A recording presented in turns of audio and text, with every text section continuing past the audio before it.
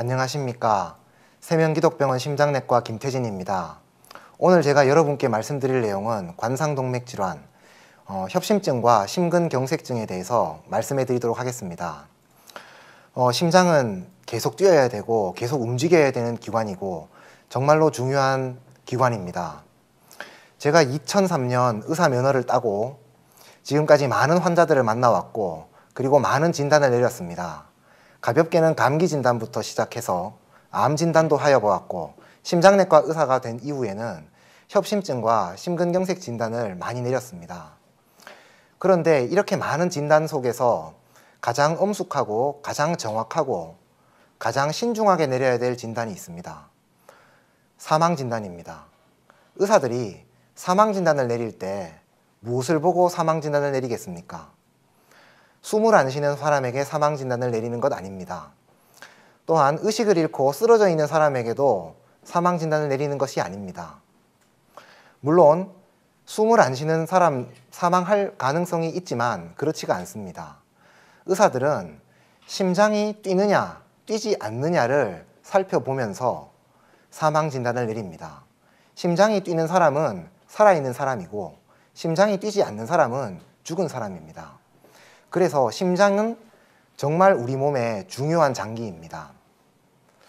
2019년 사망 원인 통계를 보시면 심장질환, 즉 심장 그 자체의 원인 때문에 심장이 정지한 사람 숫자가 상위에 랭크되어 있습니다. 또한 2000년대 들어서 20년 전부터 지속적으로 심장질환에 의한 사망자의 숫자가 급격하게 증가되는 것을 볼 수 있습니다. 심장질환 중 가장 중요한 관상동맥질환, 협심증과 심근경색증에 대해서 말씀해 드리도록 하겠습니다. 그렇다면 관상동맥이란 무엇인가? 관상동맥이란 심장의 근육, 심장 그 자체에 혈류를 공급하는 동맥을 이야기합니다. 관상동맥은 우리 몸의 대동맥에서 제일 처음 분지되어 나오는 혈관입니다. 우측과 좌측 각각 분지되어 나오는데요. 우측에 한 가닥, 그리고 좌측에서 두 가닥이 분지되어 나옵니다. 정상 관상동맥은 단면을 보시면 이렇게 깨끗한 모양새를 보이는데요. 문제는 이 관상동맥에 동맥경화증이 발생하는 경우입니다. 관상동맥의 동맥경화증은 심근경색의 시작이라고 볼 수 있겠습니다. 동맥경화는 모든 혈관에서 발생할 수가 있습니다. 뇌혈관에서도 발생할 수가 있고 사지혈관에서도 발생할 수가 있고 장애혈관에서도 발생할 수가 있습니다. 동맥경화증의 진행 과정은 콜레스테롤 덩어리나 혹은 중성지방 덩어리들이 혈관의 내부에 침착되어서 생기는 것인데요. 점점점 이런 콜레스테롤 덩어리들이 침착되게 되면 혈관의 내강이 좁아지게 됩니다. 좁아지고 좁아지다가 동맥경화반이 파열되게 되고 이 파열된 동맥경화반에 혈전들이 엉겨붙어서 갑작스럽게 관상동맥이 꽉 막히게 됩니다. 그렇게 되면 급성심근경색으로 나타나게 되는 것입니다. 이 협심증과 급성심근경색증을 의심할 수 있는 증상에 대해서 말씀드리겠습니다. 대표적인 것이 흉통입니다. 가슴의 압박감과 통증입니다. 그런데 가슴의 압박감과 통증만 있는 것이 아니라 상복부의 통증으로 고생을 하시다가 내시경도 받아보시고 위장관 약을 투여받으시다가 효과가 없어서 심장내과로 오셔서 협심증 치료를 받으시는 분들도 있으시고 등산을 하시는 동안, 운동을 하시는 동안에 턱에 통증이 있으셔서 치과 치료를 받으시다가 심장내과로 오시는 분들도 참 많이 있습니다. 그런데 이런 분들이 협심증 치료 이후에 증상이 좋아지는 것들을 보게 됩니다. 그래서 가슴의 통증이다 라고 말하면 약간 좀 부족합니다. 가슴 주변의 통증이다. 이것이 어찌 보면 더 정확한 표현일 수 있습니다. 두 번째로 중요한 증상은 호흡곤란입니다. 숨찬 증상이란 말씀이죠. 심근경색이 좀 진행을 해서 심장이 부전에 빠지는 경우, 심부전에 빠지는 경우에 폐에 울려를 유발하게 되고 호흡곤란을 증상을 유발할 수가 있습니다. 세 번째로 맥박 이상과 의식 소실입니다. 심근경색이 걸리게 되면 맥박이 이상하게 되고 의식까지 소실이 될 수가 있는데요. 이렇게 되면 굉장히 병이 진행되었다라고 말씀할 수가 있습니다. 이렇게 되기 전에 빨리 병원으로 찾아오시는 것이 좋습니다. 네 번째로는 비특이적인 증상입니다. 구토와 오심, 복통, 식욕부진 이런 것들이 흉통과 함께 올 수가 있고 호흡 곤란과 함께 올 수가 있습니다. 그래서 단독적으로 오지는 않지만 이것들이 흉통과 함께 올 수가 있다는 것을 기억해 주시기 바랍니다. 또한 식은땀, 온몸에 힘이 빠지는 증상, 안절부절하는 증상들이 의식소실이 오기 직전에 이런 것들이 오기 때문에 잘 기억해 두시기를 바랍니다. 그렇다면 심근경색이 위험하다, 아주 중병이다 라고 얘기를 하는데요. 그 이유가 무엇이겠습니까? 심근경색이라고 하는 병명 그 자체를 보시면 설명이 됩니다. 심근이 경색되는 것, 심장 근육이 괴사되었다라고 하는 말입니다. 심장 근육이 괴사되었다라고 하는 말은 뭐냐? 심장 그 자체가 썩어버리는 병이다 라고 설명을 드릴 수 있습니다. 심장 자체가 썩어버리는 병이기 때문에 증상이 굉장히 심각하고 병세가 굉장히 빠르게 진행되는데요. 이렇게 되면 환자 본인들도 당황할 수 있고 주변의 가족분들도 굉장히 당황할 수밖에 없습니다. 그래서 골든타임을 놓치게 되고 병원에 도착하는 시간이 지체될 수가 있습니다. 그래서 심각한 합병증에 빠지고 끝내는 목숨을 잃어버리게 되는 그런 상황이 발생할 수가 있습니다. 죽느냐 사느냐 그것이 문제 아니겠습니까? 심근경색증에 걸렸다고 다 목숨을 잃는 것이 아니고 치료가 잘 되어서 일상생활에 복귀하는 환자들도 많이 있습니다. 그렇다면 어떤 것이 목숨을 잃게 되는 것, 또한 잘 치료가 돼서 일상생활을 영위하는 것, 어떤 요인이 이것을 가르느냐? 통증을 참지 마십시오. 생명을 잃을 수도 있습니다. 통증을 참게 되면 지체가 되게 되고 병원에 오는 시간이 늦어질 수가 있습니다. 수년 전에 삼성그룹의 이건희 회장님께서 심근경색증에 걸리게 되셨고요. 언론에 보도된 기사입니다. 밤 10시 50분쯤에 호흡곤란 증세를 자택에서 발생하게 되었습니다. 10시 50분쯤 자택에서 호흡곤란 증세를 겪으셨고 10시 56분에 대학병원 응급실에 도착을 하셨습니다. 도착 직후에 심장마비가 걸렸습니다. 굉장히 빠른 속도로 병세가 진행되었다는 것을 알 수가 있습니다. 골든타임이라는 개념이 있는데요. 급성심근경색의 경우는 이 골든타임이 2시간입니다. 2시간 이내로 통증 발생한 지 2시간 이내로 시술이 시작되지 아니하면 심장 손상을 돌이킬 수 없는 단계까지 가게 되고 심장마비가 발생한 경우는 골든타임이 단 4분으로 줄어들게 됩니다. 이 4분 내로 어떠한 조치를 취하지 않으면 뇌 손상이 되어서 돌이킬 수 없는 순간까지 발생을 하게 됩니다. 그래서 심근경색이 걸리게 되면 증상 발생한 이후로 2시간 이내로 시술이 되어야 되기 때문에 빨리 병원으로 이송되는 것이 그만큼 중요하다는 것입니다. 그래서 얼마나 빨리 응급실에 도착을 하느냐, 얼마나 빨리 환자가 병원으로 이송되느냐가 사느냐 죽느냐를 결정짓는 가장 중요한 결정 요인이라고 설명드릴 수 있겠습니다. 그렇다면 응급실에 혹은 외래에 흉통으로 오시면 어떤 검사를 하게 되는지 말씀해 드리도록 하겠습니다. 심전도 검사, 운동부하 심전도, 심근효소 검사, 심장 초음파 검사, 심혈관 CT 검사, 심장 조영술 검사 이런 것들이 있게 되겠습니다. 심전도 검사는 가장 간단하고 가장 신속하게 되고 가장 가격이 싸고 하지만 이 심전도 검사는 심장의 전반적인 면에 대해서 많은 정보를 주기 때문에 가성비가 가장 좋은 검사 방법이 되겠습니다. 또한 두 번째 검사로 운동부하 심전도라는 것이 있습니다. 운동부하라는 것은 심장에 무리를 주는 검사입니다. 무리를 주는 방법은 달리기를 한다 이 말입니다. 그래서 달리기를 하는 동안에 심전도를 찍는 것입니다. 상기 위에 보시는 심전도는 가만히 누워있을 때 심전도이고 심장에 무리를 준 상태에서 찍은 심전도는 이렇게 병적으로 변하게 되겠습니다. 이렇게 병적으로 변한 심전도의 모양을 보고 협심증 진단을 하게 되는 것입니다. 세 번째로 심근효소 검사입니다.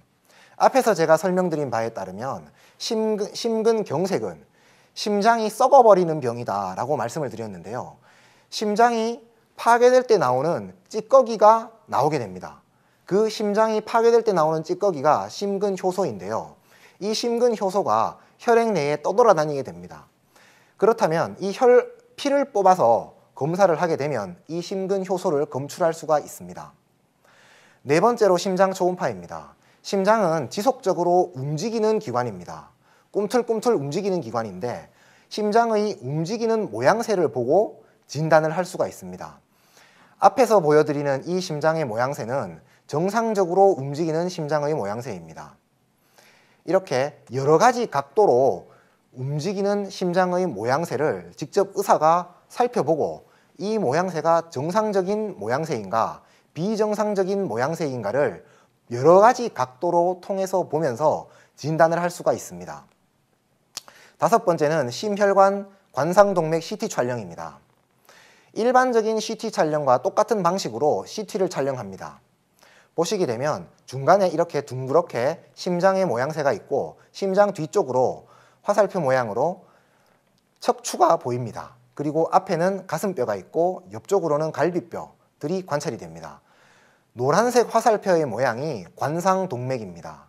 이 관상동맥을 위에서부터 아래까지 아주 얇은 슬라이스로 찍게 됩니다. 그렇게 되면은 이런 관상동맥을 여러 장의 관상동맥을 얻을 수 있고 이것을 층층이 쌓아 올리면 이렇게 CT 촬영으로 조합을 할 수가 있습니다. 3차원 재조합을 해서 다른 혈관, 3개의 혈관을 동시에 볼 수도 있고 또한 3차원으로 조합해 볼 수도 있습니다. 심혈관 CT 영상은 정상적인 CT 영상입니다.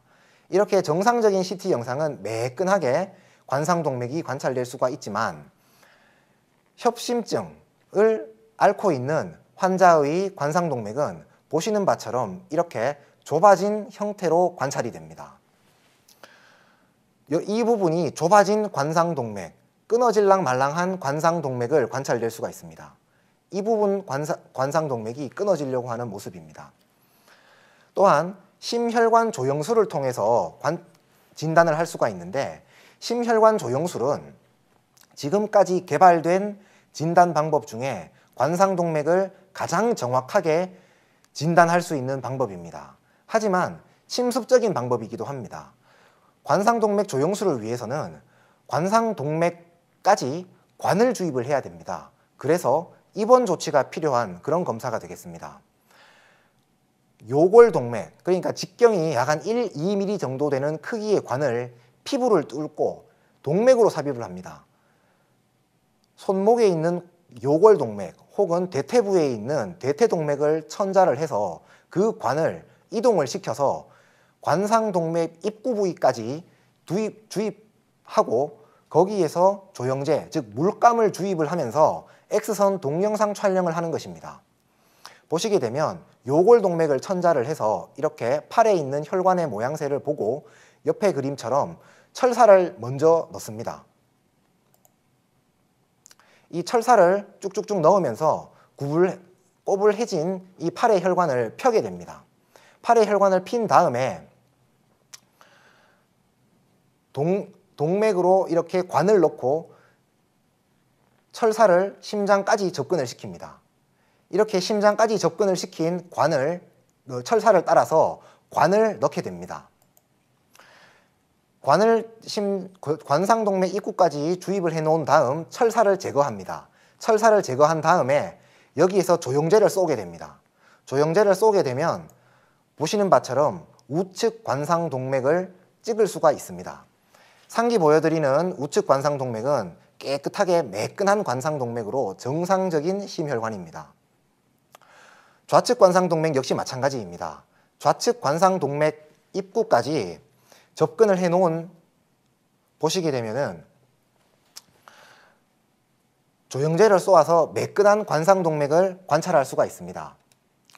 옆에 보여드린 다른 각도로 찍을 수 있는 그런 관상동맥입니다. 비정상 관상동맥의 영상을 보여드리도록 하겠습니다. 보시면은 비정상 관상동맥이 짤록해져 있는 관상동맥을 관찰할 수가 있습니다. 그렇다면은 협심증과 심근경색증은 어떻게 치료를 하게 되는가 설명을 드리도록 하겠습니다. 먼저 관상동맥 우회 수술입니다. 관상동맥 우회 수술은 좁아진 관상동맥을 대체 혈관을 이용하여 관상동맥의 혈류를 공급하는 우회로 수술을 만들어주는 수술입니다. 하지만 이 관상동맥 우회 수술은 전신마취를 하고 가슴을 열어서 심장을 노출시킨 다음에 하는 대수술입니다. 지금 현재 불행하게도 포항 지역에서는 이 수술을 할 수 있는 병원이 없고 이 수술을 받기 위해서는 대구나 서울 쪽의 대학병원으로 전원하여서 할 수밖에 없는 큰 수술입니다. 두 번째로 관상동맥 중재시술입니다. 관상동맥 중재시술은 앞에서 보여드린 유도도관을 관상동맥 입구까지 삽입한 다음 유도철선을 병변을 통과를 시키고 그 유도철선을 따라서 풍선을 주입을 합니다. 풍선을 동맥경화증이 있는 부위까지 접근을 한 다음에 풍선을 불리게 됩니다. 그 이후에 스텐트를 펼쳐서 치료를 하게 됩니다. 다시 설명을 드리자면 철선을 통과를 시키게 됩니다. 철선을 통과시킨 다음에 이 철선을 따라서 풍선을 넣고 풍선을 불립니다. 그리고 풍선을 제거한 다음에 보시게 되면 이렇게 병변이 넓어져 있습니다. 하지만 이 병변이 다시 쭈그러들기 때문에 스텐트를 삽입을 해서 펼쳐지게 되면 다시 재발률이 급격하게 줄어들게 되겠습니다. 앞에서 보여드린 비정상적으로 좁아진 관상동맥의 모습입니다. 오른쪽에 보시면 철사를 이 병변을 통과시키는 그런 영상입니다. 철사를 통과시키고 풍선으로 넓히고 나서 찍은 영상입니다. 조금 더 큰 풍선으로 넓혀진 다음에 찍어본 영상입니다. 좀 부족한 부분이 있어서 스텐트를 삽입을 하게 됩니다. 스텐트를 삽입을 하게 되면 이렇게 크게 넓어진 모습이 관찰이 됩니다. 좀 더 작고 굵은 풍선을 불려주게 되면 시술이 마치게 됩니다. 보시게 되면 처음에 이렇게 짤록했던 병변을 널찍하게 스텐트를 삽입을 해서 시술을 마칠 수 있습니다. 급성 심근경색의 경우는 굉장히 다급한 경우입니다. 완전히 혈관이 이렇게 끊어진 양상으로 있기 때문에 이렇게 내려와야 되는 혈관이 완전히 없어져서 응급실로 실려오신 경우도 있고, 굉장히 다급한 경우로 의료진들, 이 심장 시술을 하는 팀들이 굉장히 신속하게 움직여져야 되는 그런 상황입니다. 시술 방법은 똑같습니다. 철선을 이렇게 쭉 주입해 놓은 다음에 풍선을 넓힙니다. 그러면 개통이 되게 되는데, 이렇게 개통이 되면은 한시름 놓을 수가 있습니다. 하지만 이 상태로 시술을 마칠 수는 없습니다. 왜냐하면 이렇게 풍선만 해주게 되면 다시 혈관이 짜부라들기 때문에 스텐트를 넣어야 됩니다. 스텐트를 이렇게 넣고 나서도 스텐트가 동맥경화가 딱딱한 혈관이기 때문에 완전히 스텐트로 펴지지가 않았기 때문에 더 작고 굵고 짧은 풍선으로 더 넓혀주게 됩니다. 이렇게 되면 시술을 성공적으로 마칠 수 있습니다. 그래서 처음에 이렇게 꽉 막혀서 온 환자들을 이런 식으로 치료를 하게 됩니다. 세 번째로 약물치료입니다. 약물치료는 재발을 방지하기 위해서 반드시 평생 동안 행해져야 됩니다. 급성 심근경색증 후에 재발을 방지할 수 있는 그런 약물치료입니다. 약물치료의 근간은 항혈소판제 혹은 항응고제입니다. 반드시 투약해줘야 되고, 두 번째로는 고혈압약입니다. 심근경색에 걸린 환자들 같은 경우에 고혈압이 있는 사람은 약을 반드시 드셔야 되지만, 고혈압이 없는 사람이라고 할지라도 심근경색으로 인해서 심부전에 빠진 분들은 고혈압약을 추가로 복용을 하시는 것이 통계학적으로 의미 있게 오래 살고 재발을 방지할 수 있습니다. 고지혈증 약 역시 마찬가지입니다. 고지혈증이 없는 심근경색 환자라 할지라도 고지혈증 약을 복용하시게 되면 심근경색의 재발률을 유의하게 떨어뜨릴 수 있기 때문에 고혈압약과 고지혈증 약은 고혈압과 고지혈증이 없는 환자라고 할지라도 같이 복용을 하게 됩니다. 당뇨약은 당뇨가 있는 사람들에게 대해서만 철저하게 복용이 되게 있습니다. 생활요법은 금연, 금주, 올바른 식습관, 규칙적인 운동, 표준 체중 유지, 이것은 심근경색 환자뿐만 아니라 건강한 삶을 유지하고 싶은 많은 일반인들이라도 해야 되는 그런 치료입니다. 2차 예방을 위한 고려를 제가 정리를 해보았습니다. 첫 번째, 담배를 끊으셔야 됩니다. 적절한 운동, 매일 30분 동안 땀을 나게 운동하셔야 되고 적절한 체중 조절을 하셔야 되고 혈압 조절을 하셔야 됩니다. 당뇨가 있으신 분들은 당뇨 조절을 하셔야 되고 콜레스테롤 조절도 필수적으로 하셔야 됩니다. 그리고 항혈소판 제제를 반드시 복용을 하셔야 되고요. 8번, 9번은 혈압약입니다.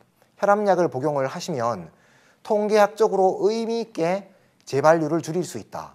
그리고 독감 예방 접종 잘 받으셔야 됩니다. 네, 이상입니다. 감사합니다.